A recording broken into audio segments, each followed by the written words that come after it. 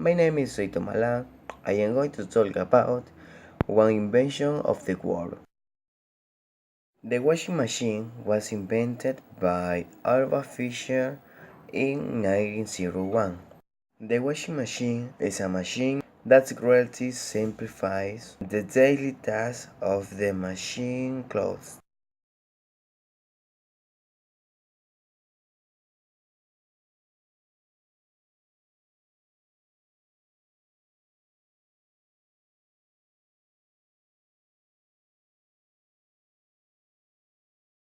Increased consumption of water and cleaning products.